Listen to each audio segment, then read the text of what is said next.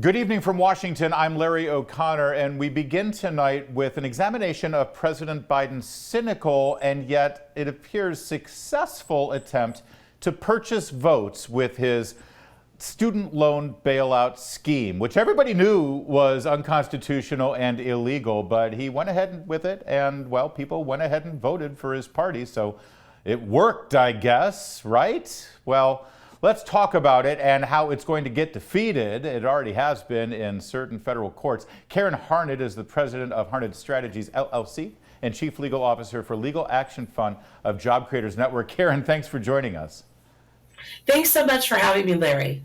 Well, it was Job Creators Network that actually sued the Biden administration over this, correct? Tell me how this lawsuit moved forward.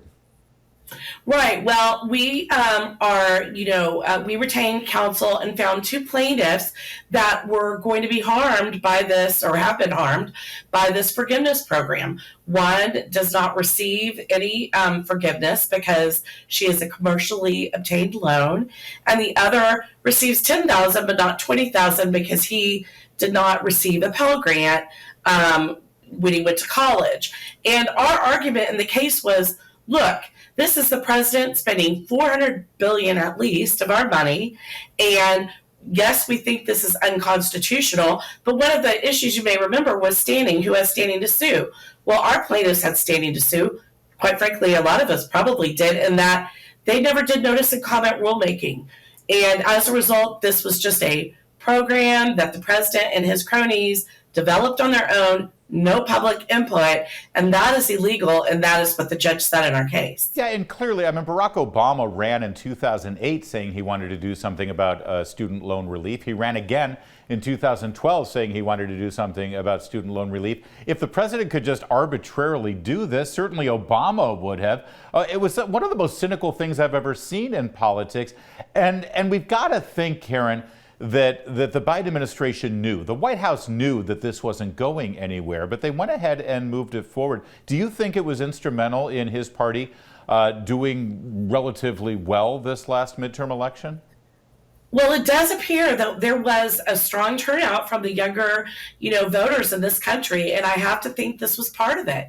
Yes, we do think it was a cynical attempt, and we think it's very unfortunate because, quite frankly, we agree with the people that think there's a student loan crisis. We just don't think this is the way to solve it, and definitely, you reference Obama, the famous pen and phone quote.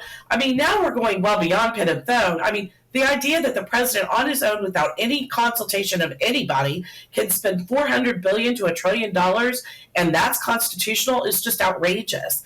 And that's why I think ultimately this program will be shown to be illegal. I'd love to dwell a little bit on the plaintiffs in this case here, because there is real harm here. Because I know, listen, there are a lot of American voters who will just look at this and say, oh, you know what, they're giving money to everybody. They're printing money in the basement at the Fed there. So why does it bother you that somebody gets $10,000 in aid for their student loans?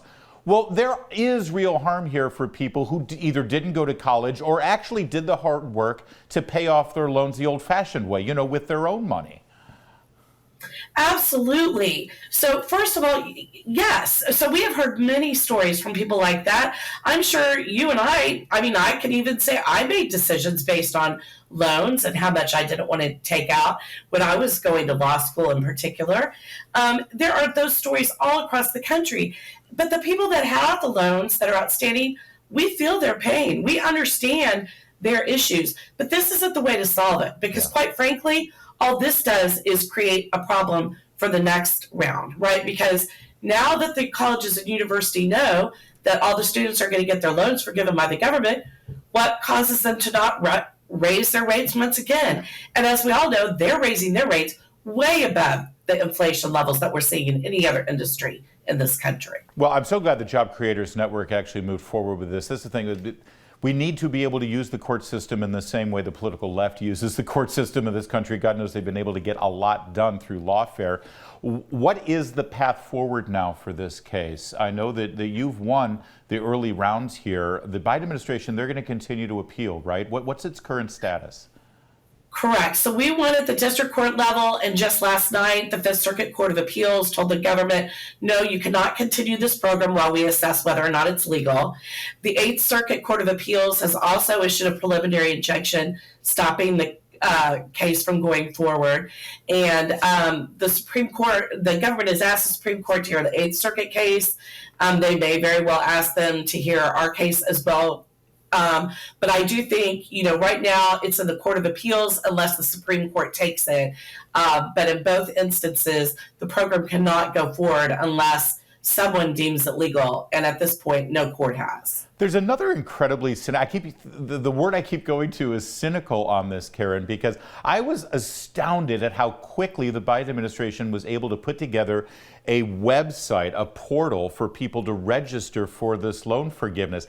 I have never seen the federal government move that quickly before in my life.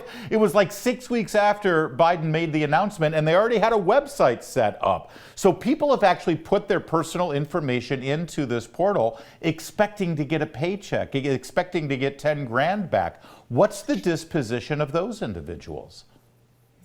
Right. Well, so they are left, to wait. And again, we think there is a crisis here, but why is nobody asking the student, the universities? Why isn't Biden calling all of those presidents up and saying, hey, you're sitting on $700 billion in endowments.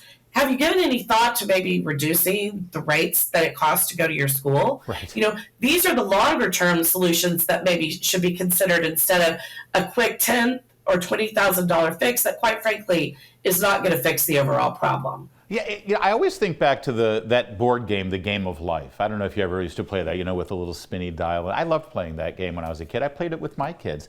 And at the very beginning, you have to choose that path. You either go to college, which will cost you a little bit more and you got to spend more, but theoretically you get a job coming out of college that'll pay you more as you go through the game of life. Or you can go right into the workforce. A lot of us chose to go right into the workforce. I chose to go right into the workforce. I didn't get a college education. It seems fundamentally unfair that people like me or other people who decided to be a mechanic or work on HVAC systems or a plumber or whatever job they got that didn't require a college education, fundamentally unfair that they work hard and now they're the ones who are going to be paying for somebody to get some, anthropology degree from Mount Holyoke. Absolutely. We agree 100%. And again, we've heard so many of those stories, and we would agree. And again, we as taxpayers should not be shouldering the debt for those that did go to college and the people that, worked hard and paid off their loans shouldn't be shouldering the debt for those that have decided not to pay off their loans. Yeah. But ultimately who this really is incentivizing is the universities to continue to raise their tuitions. You're so right. Continue to build these Taj Mahals.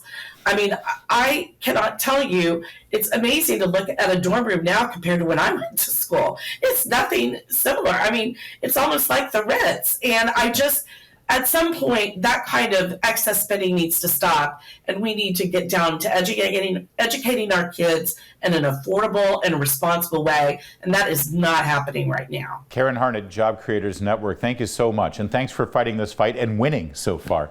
More to come on O'Connor Tonight.